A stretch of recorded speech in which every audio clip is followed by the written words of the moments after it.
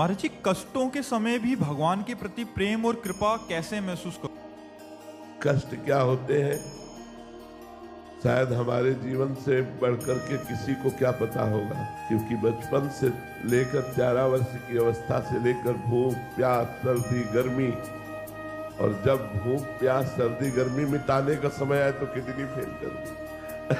पूरा जीवन कष्टमयी यात्रा, कष्टमयी यात्रा। वृंदावन के सिवा पूरे जीवन में कभी रसोई से गर्म रोटी निकली हो और हम बैठकर पाए हो, ऐसा पूरा जीवन नहीं। और जब वृंदावन में पानी की व्यवस्था की तो किडनी फेल कर दी। अब तो क्या है किसी तरह, लेकिन आपको हम बताएं, हम इतने आनंदित रहते हैं कि ब्रह्मा जी को भी वो आनंद नहीं होगा। ये हम वृंदावन में बैठ के कह रहे हैं कि ब्रह्मा जी को भी वो आनंद नहीं होगा जो आनंद प्रेमानंद को है।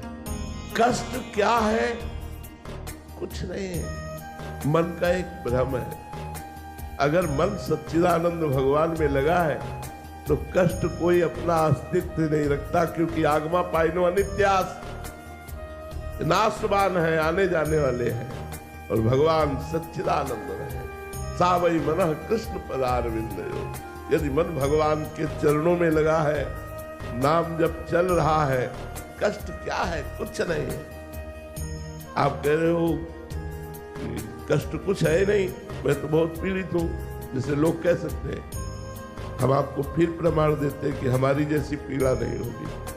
पूरे शरीर में हर समय पीड़ा ही पीड़ा, कोई अंग नहीं जो पीड़ा न करता हो, क्योंकि किडनी फेल है। जरा सा इन्फेक्शन पूरे शरीर में हाहाकार मचा देता है। लेकिन कोई दिन अभी तक वर्षों से ऐसा नहीं हुआ कि कोई दिनचर्या टूटी हो। और क्या क्या नहीं हुआ होता है, तो जो पास रहते हो जानते हैं। लेकिन आपके सामने बिल्कुल शुद्ध स्वस्थ पवित्र। क्यों? क्योंकि भगवान का कृपा प्रसाद निरंतर प्राप्त होता रहता है, भगवान में चित्त जुड़ा रहता है, इसलिए हम हर समय आनंदित रहते हैं।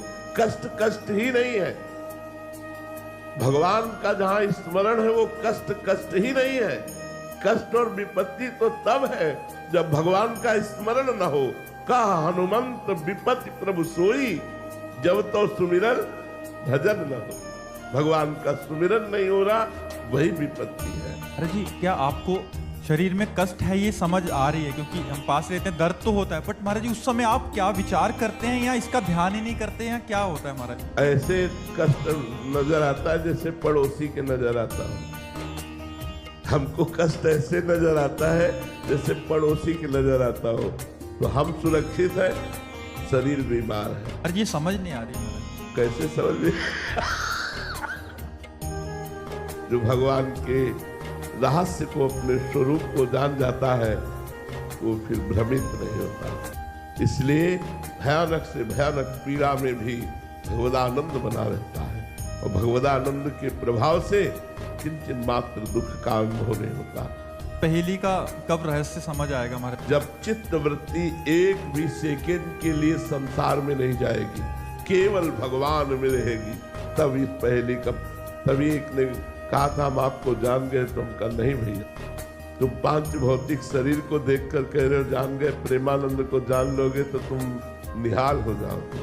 प्रेमानंद को तुमने नहीं जाना, पांच भौतिक शरीर को देखकर तुम कह रहे हो हमें नहीं जाना। हमें जान जाओगे तो निहाल हो जाओगे, निर्विकार हो जाओगे, दुखों का अंत हो जाएगा। महाराज जी आप कौन है?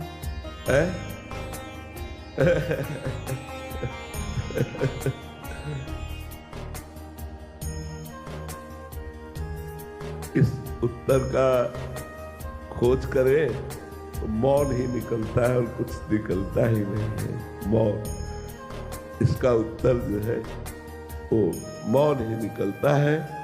हाँ, प्रकट में वचन के द्वारा हम ये कह सकते हैं हम राधा दासी हैं, हम प्रियजू की सहचरी हैं। लेकिन क्या हमारा स्वरूप है?